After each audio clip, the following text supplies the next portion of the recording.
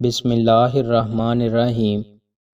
رسول اللہ صلی اللہ علیہ وآلہ وسلم نے ارشاد فرمایا، جو شخص اہل مدینہ سے دھوکہ کرے گا تو وہ اس طرح پگھل جائے گا جیسے نمک پانی میں گھل جاتا ہے۔ رسول اللہ صلی اللہ علیہ وآلہ وسلم نے ارشاد فرمایا، جو مسلمان کسی مصیبت کے آنے پر اللہ کے حکم کے مطابق یہ دعا پڑھتا ہے، بے شک ہم اللہ کی ملکیت ہیں اور ہم اسی کی طرف لوٹ کر جانے والے ہیں۔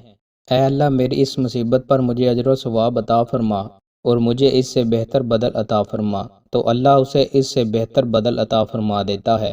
رسول اللہ صلی اللہ علیہ وآلہ وسلم نے ارشاد فرمایا، جو شخص جان بوجھ کر نماز چھوڑ دے، اللہ تعالیٰ اس کو 3 مصیبتوں میں مبتلا کرے گا۔ نمبر 1، اس کے چہرے کا نور ختم ہو جائے گا۔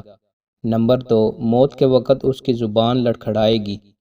نمبر 3، دنیا سے جاتے وقت کلمہ نصیب نہیں ہوگا۔ دوستوں، مزید اچھی ویڈیوز کے لیے ہمارے چینل کو سبسکرائب لازمی کریں۔ بہت شکریہ۔